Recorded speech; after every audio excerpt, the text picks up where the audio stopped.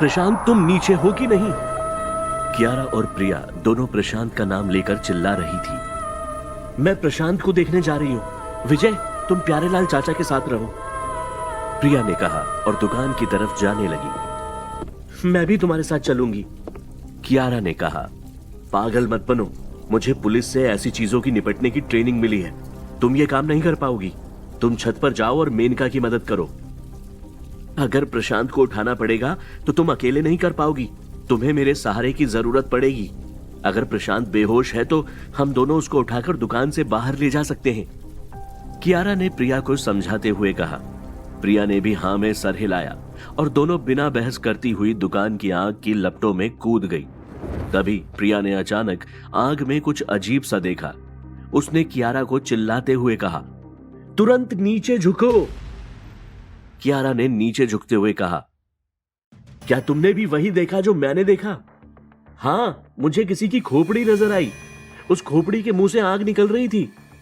ऐसा लग रहा है जैसे वो खोपड़ी सबको अपनी आग से चबाना चाहती है। हमें होशियार रहना पड़ेगा, ये कोई मामूली आग नहीं है। लेकिन प्रशांत कहीं नहीं दिख रहा। प्रशांत, प्रशांत, क्या तुम हमें सुन सकते हो?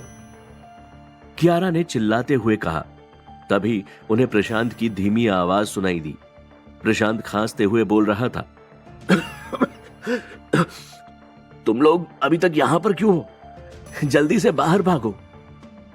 प्रशांत की आवाज सुनकर प्रिया और कियारा की जान में जान आई।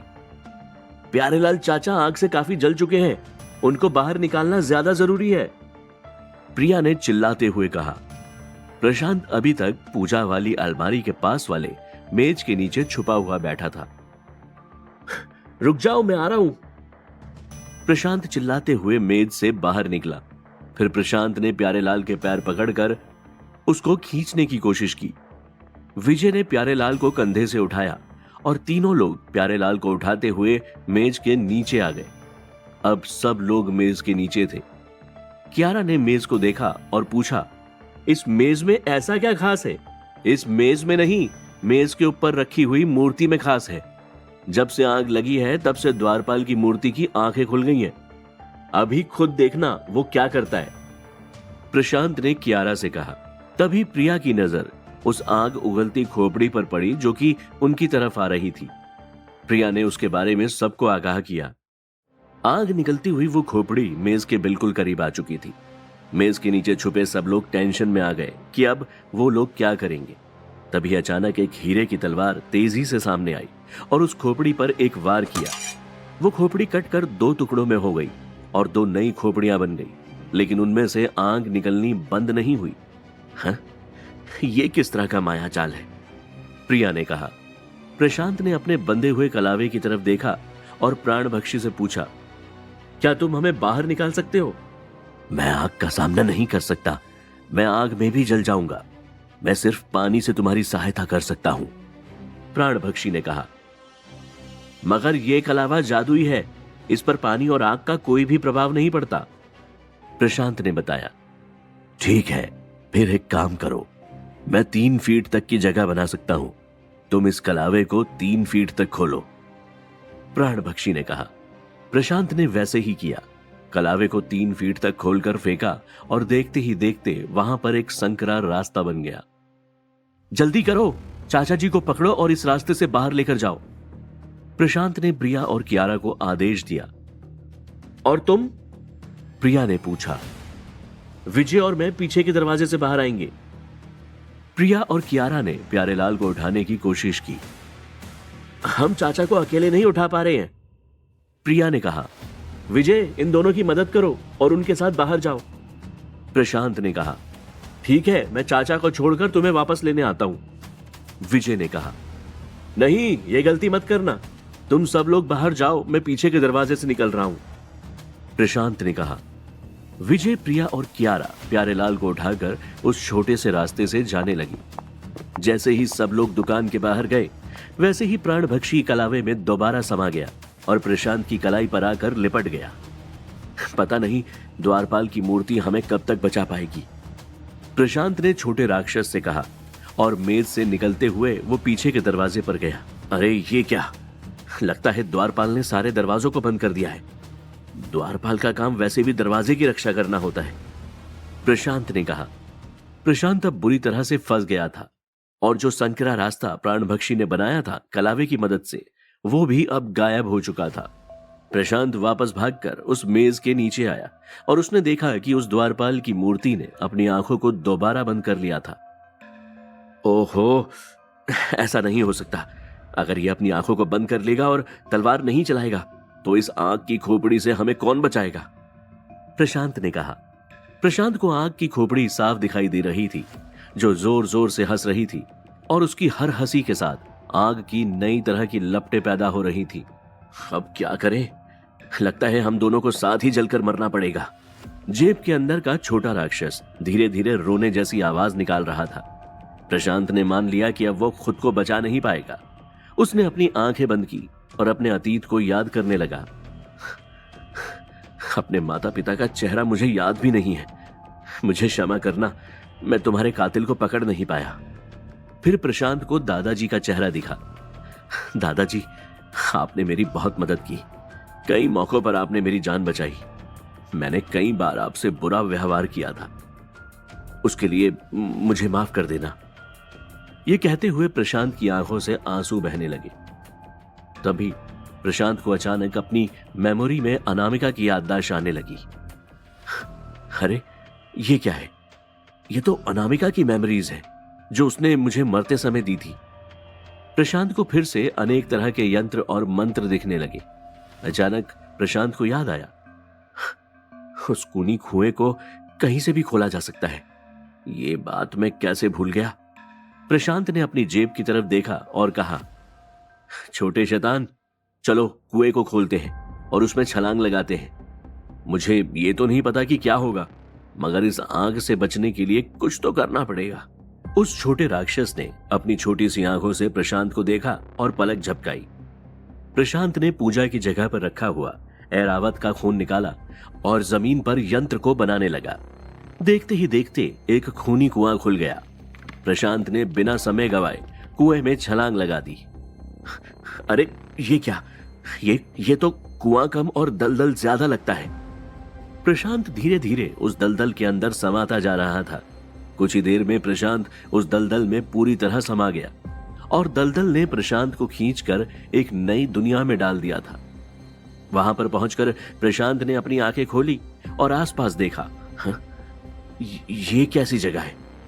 यहां पर लाल रंग की धुंध छाई हुई है, चारों तरफ सुनसान रेगिस्तान है। प्रशांत ने खुद से कहा, आसमान में सूरज नहीं है, फिर भी यहां पर इतनी तेज रोशनी कैसे है? ये नगरी पाताल लोक से बहुत अलग है। अरे, और ये लोग कौन है? प्रशांत ने अपने आप को उठाया और सामने खड़े हुए लोगों को देखने लगा। ये सब लोग कैसे बुत बनकर चल रहे हैं और ये जा कहां रहे हैं? प्रशांत भी उनके साथ धीरे धीरे चलने लगा। प्रशांत ने एक आदमी के कंधे पर हाथ रखते हुए पूछा, तुम कहां जा रहे हो भाई? मगर उसने प्रशांत को कोई जवाब नहीं दिया। सभी लोग एक झुंड बनाकर चलते रहे। उस झुंड में आदमी, औरत, बूढ़े, जवान, बच्चे सब थे। अचानक से पूरा झुंड रुक गया और सब लोग जमीन पर लेट गए। सब लोग साष्टांग नमस्कार करते हुए अपने मुंह से कुछ बुदबुदाने लगे। फिर सभी एक साथ खड़े हुए और चलने लगे।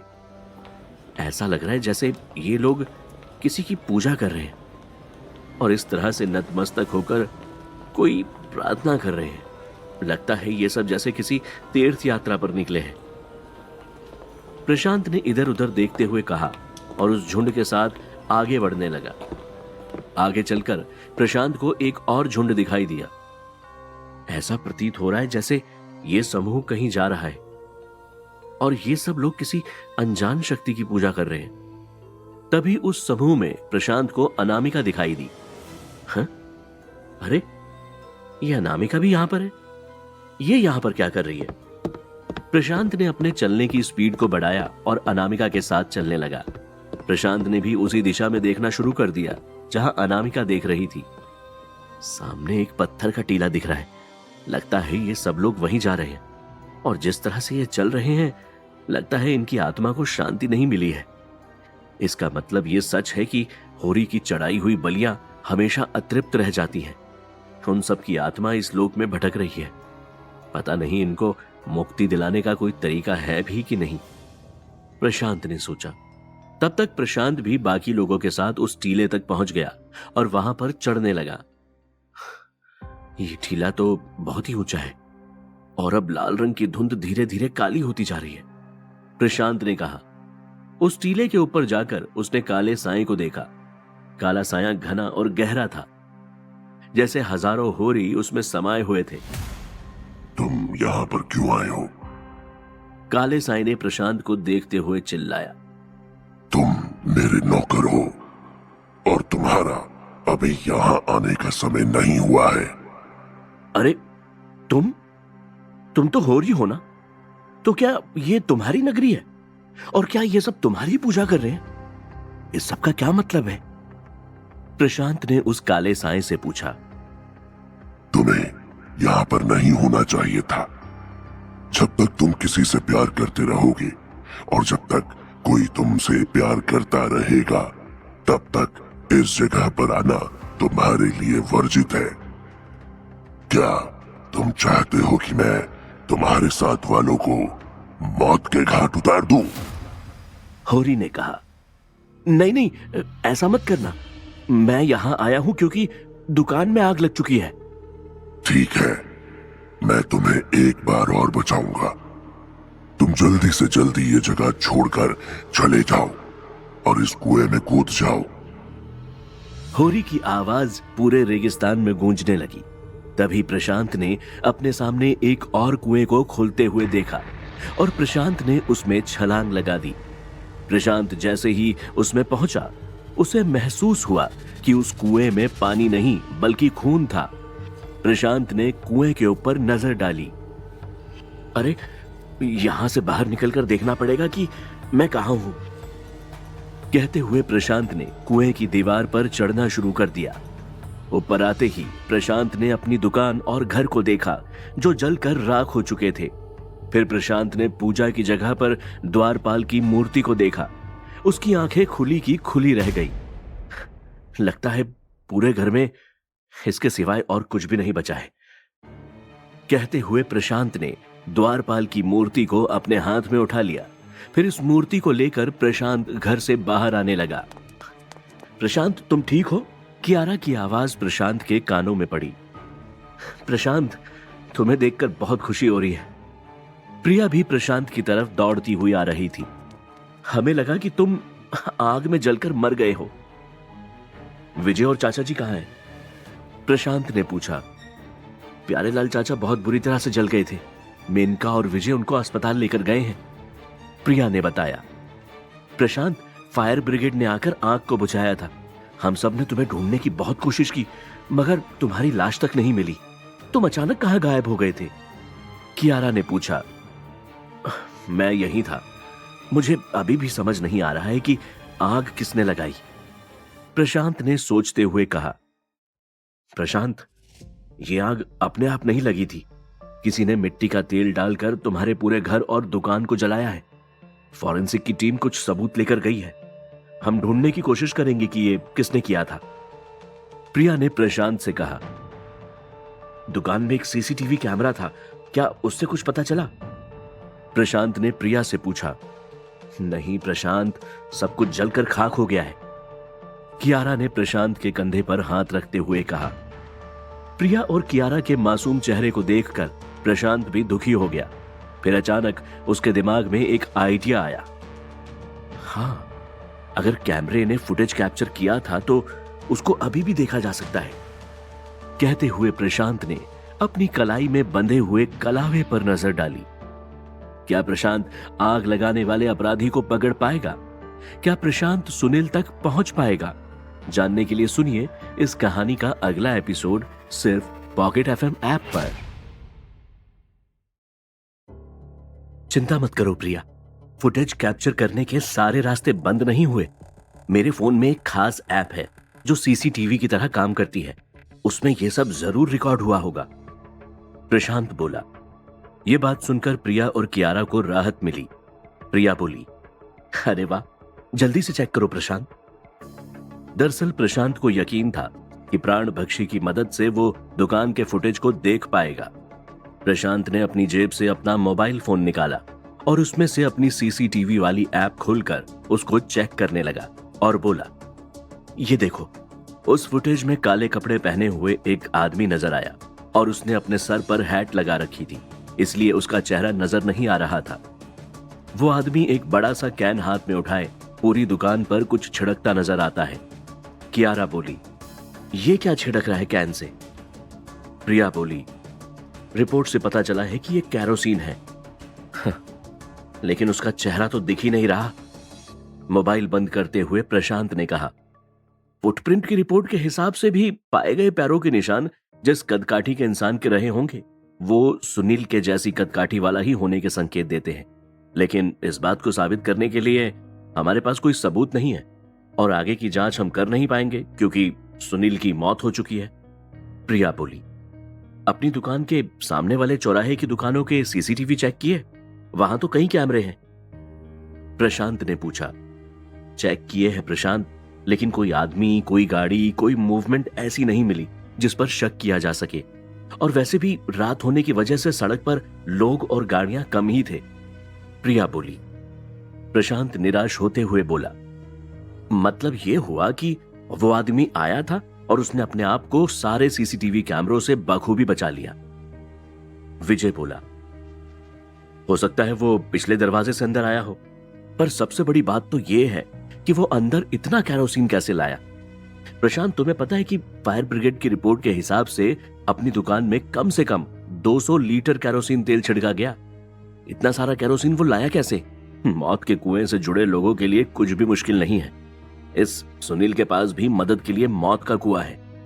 प्रशांत बोला, विजय, तुमने कैरोसिन बेचने वाले दुकानदारों से पूछताछ की? कहीं से तो इतना कैरोसिन खरीदा गया होगा ना? वहां के सीसीटीवी फुटेज भी देखो, हो सकता है कुछ पता चल जाए। प्रशांत ने कहा, पहले चलकर प्यारेलाल अंकल का हालचाल पूछते हैं। बेचारे अंकल बहुत घायल हो गए हैं इस हादसे में। प्रिया बोली। प्रशांत बोला, हां चलो, मुझे भी उनकी बड़ी चिंता हो रही है। सब लोग बाहर निकले। प्रशांत सीधा अपनी शव वाहिनी गाड़ी की तरफ बढ़ा। उसकी हालत देखकर उसे झटका लगा। प्रिया बोली, प्रशांत, तुम्हारी गाड़ी को भी काफी नुकसान हुआ है। प्रशांत बोला, मेरी इस गाड़ी पर तो कोई ग्रहचारी है। पिछली बार रोड एक्सीडेंट में टूट गई थी, हजारों रुपए खर्च करके बनवाई थी, अब फिर बनवानी पड़ेगी। कहते हुए उसने गाड़ी पर घूंसा मारा। उसका दरवाजा नीचे गिर गया। उसके अंदर दादाजी वाली लाठी पड़ी दिखी, जिससे प्रशांत खुश हो गया और बोला, अरे वाह, चलो कम से कम दादाजी का आशीर्वाद तो सुरक्षित पड़ा है। प्रशांत उस डोम वाली लकड़ी को उठाकर साफ करने लगा। सब हैरान थे कि उस पर आग का कोई असर नहीं हुआ था। प्रशांत ने उसे चूमा और आसमान की तरफ देखा। विजय बोला, तुम्हारी गाड़ी बनने में चाहे जितना टाइम लगे, लेकिन मैंने तुम्हारे लिए वो अंतिम संस्कार वाला फ्लैगशिप स्टोर लगभग तैयार करवा दिया है। बस थोड़ी सी फिनिशिंग बाकी है, फिर वहां पर आराम से शिफ्ट हो सकेंगे। प्रिया ने बोला, और तब तक हम लोग कहां रहेंगे? पास खड़ी कियारा बोली, इसमें सोचने की क्या बात है? मेरा घर आप लोगों के लिए हमेशा खुला है और मुझे विश्वास है मेरे पेरेंट्स बिल्कुल मना नहीं करेंगे। प्रिया ने प्रशांत की तरफ देखा। उसे पता था कि प्रशांत को यह आइडिया शायद पसंद ना आए। प्रशांत ने कुछ सोचा और बोला, उसके बारे में बाद में सोचेंगे। अस्पताल जाकर प्यारेलाल अंकल से मिलना जरूरी है और अभी एक काम और बाकी है। कहकर वो दुकान से द्वारपाल की मूर्ति लेकर आया।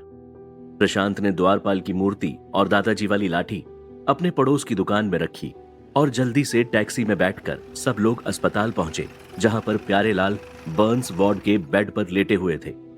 उनके फेस पर काफी जलने के निशान थे और उन्हें काफी पट्टियां बंधी हुई थी। मेनका उन्हें एप्पल खिला रही थी। प्रशांत को देखकर उन दोनों ने चैन की सांस ली। प्यारेलाल दर्द से कराहता हुआ बोला, प्रशांत, मुझे पता था तुम किसी भी तरह से मुसीबत से बाहर निकल आओगे। प्रशांत बोला, अंकल, जिसके सर पर आप जैसे बुजुर्ग का हाथ हो उसका कोई बाल भी बांका नहीं कर सकता। आप मेरी चिंता छोड़ो, आप बताओ आप कैसे हो?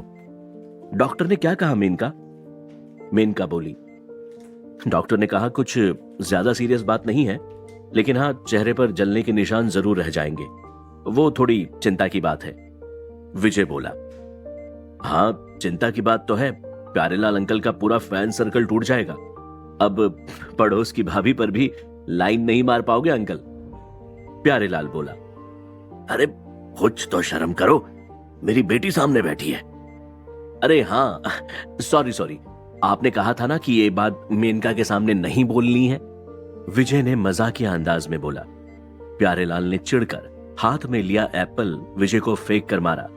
विजय ने उसे कैच करके खाना शुरू कर दिया, जिसे देखकर सब हंसने लगे। हाँ, ये कैसा शोर हो रहा है? ये तो हॉस्पिटल है। एक आवाज आई, सबने पलट कर देखा।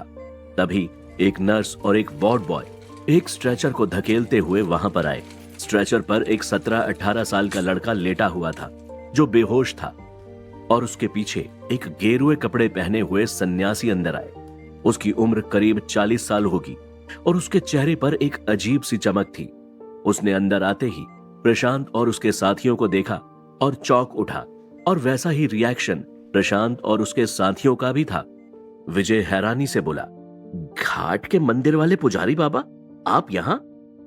आप जैसे चमत्कारी लोगों को भी इलाज के लिए अस्पताल आना पड़ता है क्या?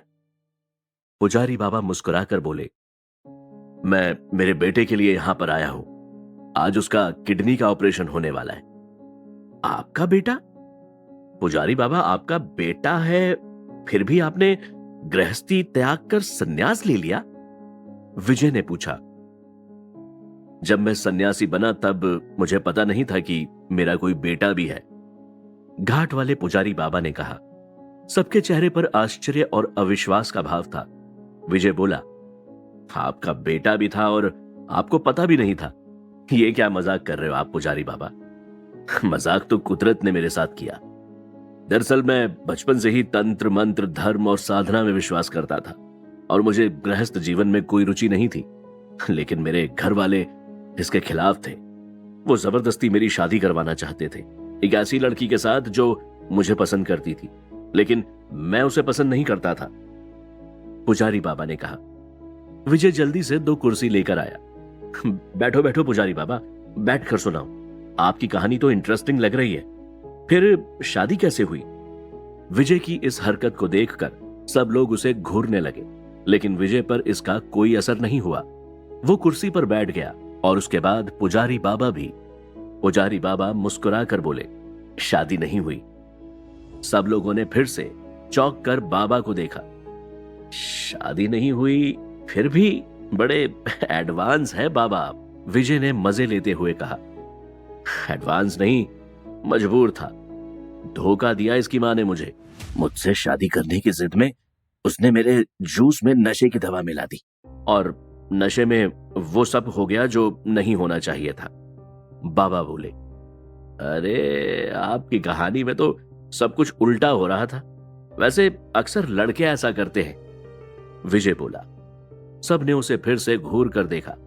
बाबा बोलते रहे, उस लड़की को लगा उसके बाद मैं उससे शादी से इनकार नहीं कर पाऊंगा, लेकिन मुझे तो अपनी तंत्र मंत्र की साधना ही करनी थी। मैंने उससे शादी नहीं की और सन्यासी बन गया। विजय के कुछ बोलने से पहले प्रिया भड़क कर बोली, वाह बाबा वाह, उस लड़की को मां बनाकर आप सन्यासी बन गए। पुजारी बाबा बोले, उसके गर्भवती होने का पता मुझे बाद में चला, सब प्रभु की इच्छा थी। प्रिया बोली, ओह ये प्रभु की इच्छा थी, वाह, आपकी कोई जिम्मेदारी नहीं थी? अरे वो लड़की आपसे प्यार करती थी, अगर ये कहे कि ये तुमसे बहुत प्यार करता है तो तुम इससे शादी कर लोगी? बाबा ने विजय की ओर इशारा करते हुए प्रिया से पूछा। प्रिया जल्दी से बोली, शादी और इससे कभी नहीं, मैं इससे प्यार नहीं करती। अब सॉरी विजय। बाबा बोले, ठीक वैसे ही मैं भी उससे प्यार नहीं करता था। प्रिया बोली, लेकिन इस बच्चे का क्या? इसके लिए आपकी कोई जिम्मेदारी नहीं है? प्रिया ने बेड पर सोए हुए उनके बेटे की ओर देखकर कहा। बाबा बोले, वही तो निभा रहा हूं। इसकी मां की कैंसर से मृत्यु हो गई थी, तब से मैंने ही इसे पाला पोसा है, सब प्रभु की इच्छा है। प्रिया ने पूछा, अब आप इसे भी सन्यासी बनाएंगे? बाबा बोले, इंसान कौन होता है किसी को बनाने वाला? जो इसकी किस्मत में लिखा है ये वही बनेगा। सब प्रभु की इच्छा है। बहुत देर से ये सब बातें सुन रहा प्यारेलाल अब बोल पड़ा। इसमत विस्मत कुछ नहीं होती। माँ बाप को सोचना पड़ता है कि उनका बच्चा भविष्य में क्या बनने वाला है। बाबा मुस्कुराए और बोले, अच्छा, आपको पता था आपके बच्चे का भविष्य? आपने सब पहले से सोच के रखा था? हाँ, मैंने अपनी बेटी के बारे में सब सोच के रखा था। इसे मैंने अमेरिका में साइकोलॉजी की पढ़ाई करवाई है। प्यारेलाल ने गर्व से मेनका की तरफ इशारा करते हुए कहा, इसीलिए कि हिंदुस्तान आकर ये अपनी जिंदगी खतरे में डाल दे। बाबा रहस्यमयी मुस्कान के साथ बोले। ये सुनकर सब बुरी तरह चौंक गए। विजय भड़का, ये क्या बकवास कर रहे हैं आप? आपको कैसे पता कि इनकी बेटी मेनका की जिंदगी खतरे में है? पुजारी बाबा ने शांति से जवाब दिया, मुझे तो यह भी पता है कि सिर्फ मेनका की नहीं, तुम पांचों की भी जिंदगी खतरे में है, और तुम सबकी जिंदगी खतरे में डालने का जिम्मेदार है ये आदमी। अब सब लोगों के चेहरे के भाव बदल गए।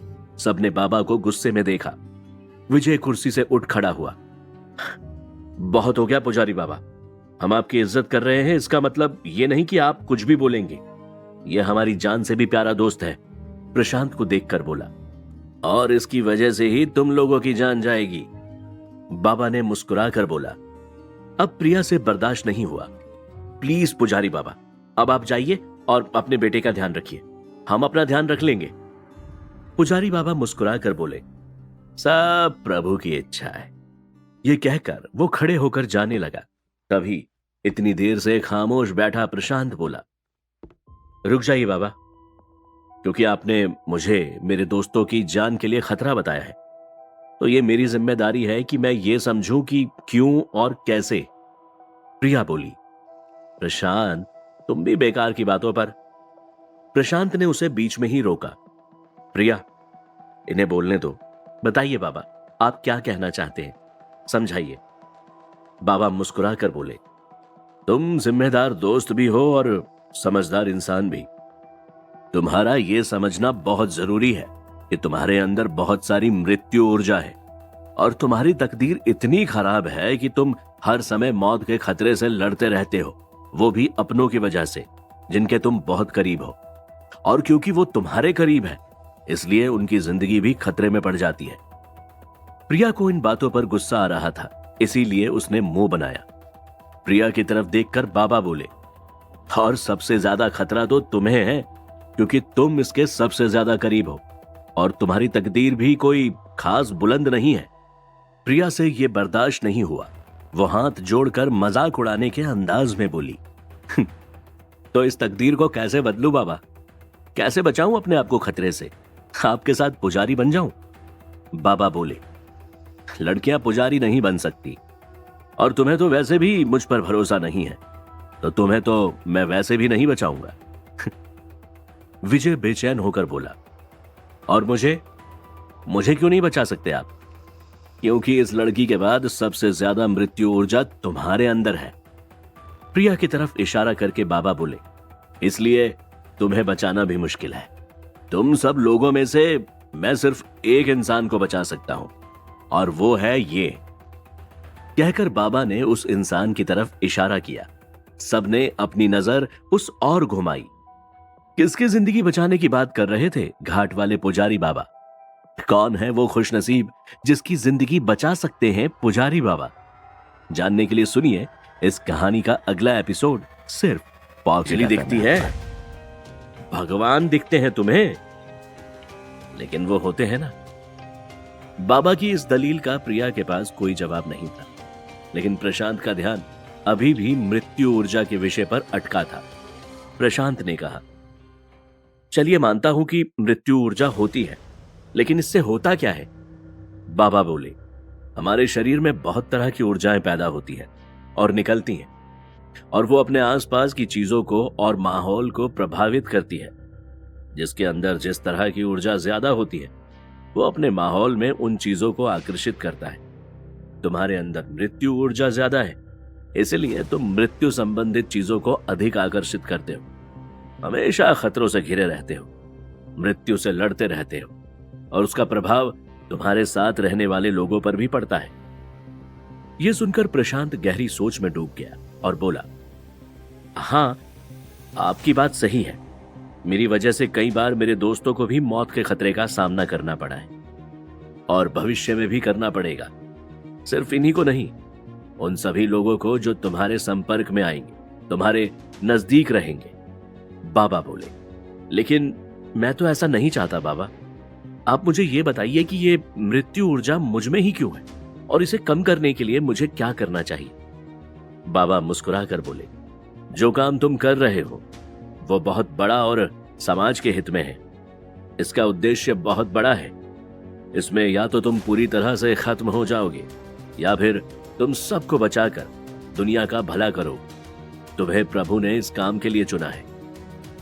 तभी बीच में प्यारेलाल बोला, मान लिया इसे भगवान ने चुना है, पर आपने मुझे ही बचाने के लिए क्यों चुना?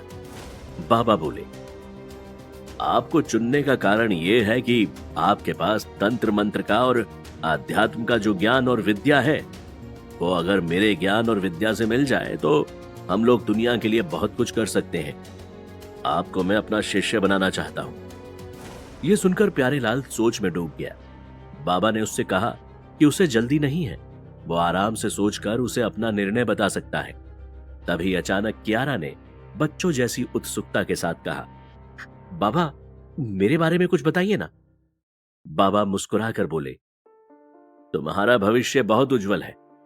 तुम पर और तुम्हारे परिवार पर बहुत कृपा है प्रभु की, लेकिन वो कृपा तब तक ही रहेगी जब तक तुम प्रशांत से दूर रहोगी। अगर तुम प्रशांत के साथ इसी तरह काम करती रही तो तुम्हारा ही नहीं, तुम्हारे परिवार का भविष्य भी निश्चित ही खतरे में पड़ जाएगा। यह सुनकर सबको बाबा पर बहुत गुस्सा आया, सिवाय प्रशांत के।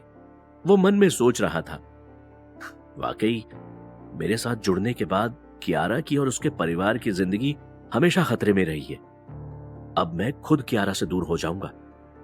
प्रशांत ये सोच ही रहा था कि तभी अचानक कियारा के फोन पर मैसेज आया। कियारा ने झट से अपने मोबाइल पर मैसेज चेक किया और टेंशन में आ गई। प्रशांत ने पूछा, क्या हुआ कियारा? कियारा अपना मोबाइल प्रशांत को देते हुए बोली, मेरे पापा का मैसेज है।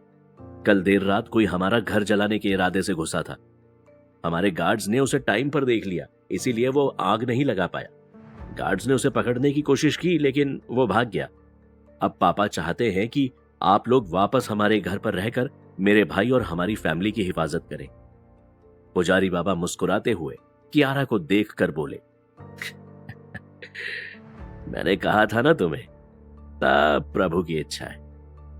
कहते हुए अपने बेटे के बेड की तरफ बढ़ गए। सबने उसे घूर कर देखा, लेकिन प्रशांत के दिमाग में कुछ चल रहा था। प्रशांत समझ गया था कि ये उस सुनील का ही काम है और वो इतनी आसानी से उसका पीछा नहीं छोड़ेगा, और सुनील का शिकार करने के लिए रुद्रांश से अच्छा चारा कोई और नहीं मिलेगा। उसको मारने के लिए सुनील फिर आएगा। प्रशांत बोला, ठीक है कियारा, तुम्हारे भाई को बचाने के लिए हम तुम्हारे घर वापस चलेंगे। मेनका, तुम चाचा के पास रहो और उनका ख्याल रखो। कुछ भी काम हो फौरन फोन करना मुझे, ओके? मेनका ने हां में गर्दन हिलाई। सब लोग टैक्सी पकड़कर जल्दी से कियारा के घर सिंह विला पहुंचे। जैसे ही टैक्सी से उतरकर सब लोग अंदर गए, अंदर से आवाज आई, भूत! सब लोग चौंक गए। अंदर रुद्रांश इधर से उधर भागते हुए चिल्ला रहा था, वहां भूत है, वहां अलमारी के अंदर एक औरत का भूत है और वो मुझे घूर रही है। देखो देखो, वो मुझे मारने आ रही है। सब लोग हैरानी से उसे देख रहे थे। कियारा परेशान होकर चिल्लाई, रुद्रांश, रुद्रांश, अपने आप को संभालो। रुद्रांश ने अचानक अजीब आवाज में रोना शुरू किया। फिर वो भागने लगा और भागते भागते गिर गया और जमीन पर लुढ़कता हुआ प्रशांत की तरफ आया और उसके पीछे आकर छोटे बच्चे की तरह छिप गया। प्रशांत, प्रिया और विजय को आसपास कोई नजर नहीं आ रहा था। चारों तरफ सिर्फ गार्ड्स थे और कोई नहीं। प्रशांत को कुछ अजीब सा एहसास हो रहा था। उसने धीरे से अपना हाथ अपनी कोट की जेब में डाला। उसका इरादा छोटे राक्षस को बाहर निकालने का था, लेकिन तभी रुद्रांश फिर से चिल्लाया, वो जा रही है, देखो वो भूत औरत मेरे घर के अंदर जा रही है, अब क्या करूं मैं? कहते हुए भागकर प्रशांत के पास आया और उसने प्रशांत की कलाई को कसकर पकड़ लिया। प्रशांत ने धीरे से अपनी कलाई को छुड़वाते हुए कहा, होश में आओ रुद्रांश, कहां है भूत? यहां कोई भूत नहीं है, तुम्हें वहम हो रहा है। नहीं, मुझे कोई वहम नहीं हो रहा, मैंने सच में उस भूत औरत को देखा है, रुद्रांश बोला। प्रशांत ने पूछा, कहां देखा, बताओ। अभी किचन में देखा। मैं अभी किचन में कुछ खाने के लिए गया था। मैंने बिस्कुट निकालने के लिए जैसे ही कबर्ड खोला, अंदर खुले बिखरे बालों वाली औरत दिखी। मैं डरकर चिल्लाकर भागा। वो हंसती हुई मेरे पीछे भागी। बाहर तुम मिल गए मुझे। थैंक्स प्रशांत, मुझे बचा लो प्रशांत, प्लीज बचा लो, कांपते हुए रुद्रांश ने बताया। रुद्रांश के बताने के तरीके और उसकी हालत को देखकर प्रशांत ने सोचा, ये इतना घबराया हुआ है, इसने कुछ तो जरूर देखा होगा। प्रशांत ने उसका हाथ पकड़कर हिम्मत बढ़ाते हुए कहा, घबराओ मत, अब मैं आ गया हूं, और जब तक मैं यहां हूं, कोई भूत, कोई प्रेत, कोई चुड़ैल तुम्हारा कुछ नहीं बिगाड़ पाएगा। Okay, thank you Prashant, thank you, Rudransh ने मुस्कुरा कर कहा। तभी अंदर से बलराम सिंह और उनकी पत्नी मालिनी सिंह शोर सुनकर आए। प्रशांत और उसके साथियों को देखकर उनके चेहरे खिल उठे। मालिनी सिंह बोली, धन्यवाद मिस्टर प्रशांत, आप आ गए। आपको पता है कल रात। प्रशांत ने उसे बीच में ही रोककर कहा, मुझे पता है मिसेस सिंह, कियारा ने हमें बताया। थैंक गॉड वो आग नहीं लगा पाया और कोई नुकसान नहीं हुआ। बलराम सिंह बोले, कल तो बच गए मिस्टर प्रशांत, लेकिन आगे क्या? मुझे नहीं लगता कि ये कातिल मेरे बेटे का पीछा इतनी आसानी से छोड़ेगा। इसलिए हमारी आपसे विनती है कि जब तक कातिल पकड़ा ना जाए, आप सब लोग हमारे घर पर रहें। हम आपकी खातिरदारी में कोई कसर नहीं छोड़ेंगे, और इसका पैसा। प्रशांत बीच में बात काटता है, हर काम सिर्फ पैसों के लिए नहीं किया जाता है मिस्टर सिंह, और रही बात खातिरदारी की, तो वो हम पिछली बार देख चुके हैं। चिंता मत कीजिए, हम सब यहीं रहेंगे। ये बताइए कि वो आग लगाने आया आदमी दिखता कैसा था? कुछ दिखा था आपको? नहीं, उसने काले कपड़े पहने हुए थे, उसका चेहरा कोई भी नहीं देख पाया, बलराम ने बताया। ठीक है, हम जरा आपकी इस खूबसूरत विला का एक चक्कर लगा लेते हैं, शायद कोई सुराग मिले उस आदमी का। यह कहते हुए प्रशांत, विजय और प्रिया विला का चक्कर मारने लगे। विला वाकई बहुत आलीशान था। एक गार्ड ने उन्हें बताया कि उसने एक आदमी को छत के ऊपर से खिड़की तोड़कर केरोसिन छिड़कते देखा। उसने चिल्लाकर और गार्ड्स को इकट्ठा किया। जब तक वो ऊपर पहुंचा, थोड़ी आग लग चुकी थी, जिसे फौरन फायर एक्सटिंग्विशर से बुझा दिया गया, लेकिन तब तक वो आदमी भाग गया था। पूरी जांच पड़ताल के बाद प्रशांत सीधा रुद्रांश के कमरे में गया। उसके कमरे में अभी तक पिछली बार वाली दीवार पर बनाई हुई आकृतियां मौजूद थी। प्रशांत ने पूछा, रुद्रांश, अब तो तुम्हें इस कमरे में डर नहीं लगता ना? नींद अच्छी आती है ना? हाँ, अब कुछ दिनों से नींद तो अच्छी आती है। हाँ, लेकिन कई बार रात को कोई दरवाजा खटखटाने की आवाज आती है।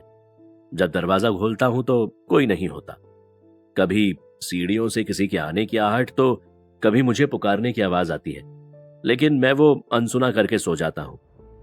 रुद्रांश ने कहा, बहुत अच्छा, ऐसा ही करना है तुम्हें। आज भी आराम से सो जाओ। कोई कितना भी बुलाए, कितना भी दरवाजा खटखटाए, दरवाजा नहीं खोलना, समझ गए? प्रशांत ने पूछा। हां, समझ गया। एक आज्ञाकारी बच्चे की तरह रुद्रांश ने हां में सिर हिलाया। प्रशांत मुस्कुराता हुआ निकल गया। प्रशांत, प्रिया और विजय को उस विला में रहने के लिए कमरे दे दिए गए थे। रात का खाना खाने के बाद सब लोग अपने अपने कमरों में चले गए। प्रशांत अपने कमरे में आया, जहां कियारा उसका बिस्तर ठीक कर रही थी। प्रशांत बोला, कियारा, तुम परेशान मत हो, मैं बना लूंगा अपना बिस्तर, थैंक यू। कियारा बोली, अच्छा, मैं तुम्हारे लिए पानी ले आती हूं। कहते हुए वो पानी लेने चली गई। प्रशांत अपना बिस्तर ठीक करने लगा। अंदर कियारा की फोटोज लगी हुई थी। प्रशांत उन्हें गौर से देखने लगा। तभी कियारा पानी का जग लेकर वापस कमरे में आई, और तभी उसके पैर में ठोकर लगी और उसका बैलेंस बिगड़ा, लेकिन प्रशांत ने फुर्ती से उसे पकड़ लिया। कियारा और प्रशांत दोनों एक दूसरे के बेहद करीब थे। कुछ पल के लिए वो लोग एक दूसरे की आंखों में देखते रहे। कियारा की सांसों की गति बढ़ चुकी थी। प्रशांत भी अपने होश खो रहा था, लेकिन तभी दरवाजे पर हल्का सा नॉक हुआ। प्रशांत ने देखा तो प्रिया और विजय वहां पर हैरानी के साथ खड़े थे। प्रशांत ने कियारा को खड़ा किया और वो दोनों प्रिया और विजय को देखकर शर्मिंदा हो गए। प्रशांत ने पूछा, कुछ काम था विजय? प्रिया ने टोका, नहीं, मतलब इतना जरूरी भी नहीं था, अगर तुम दोनों अपने किसी काम में बिजी हो तो। प्रशांत एम्बैरेस होते हुए बोला, नहीं नहीं, आओ बैठकर बात करते हैं। प्रशांत और कियारा अभी भी नॉर्मल नहीं हो पा रहे थे। सब लोग सोफा पर बैठे एक दूसरे को देख रहे थे। कोई कुछ नहीं बोल रहा था। तभी प्रिया ने चुप्पी तोड़ी। प्रशांत, हम लोग तुमसे एक पॉइंट डिस्कस करना चाहते हैं। बात सुनने का मूड तो है ना? प्रिया अभी भी प्रशांत को टॉन्ट मारने से नहीं चूकी। प्रशांत उसका ताना समझ गया। उसने कहा, प्रिया प्लीज बताओ क्या पॉइंट है। प्रिया बोली, प्रशांत कल विला को जलाने की कोशिश करने वाला आदमी सुनील होगा, इसमें कोई डाउट नहीं है। लेकिन सोचने वाली बात यह है कि इस विला के अंदर इतनी टाइट सिक्योरिटी है, ये जानते हुए भी सुनील विला जलाने क्यों आया? प्रशांत भी सोच में पड़ गया और उसने पूछा, तुम्हारा मतलब उसके कल यहां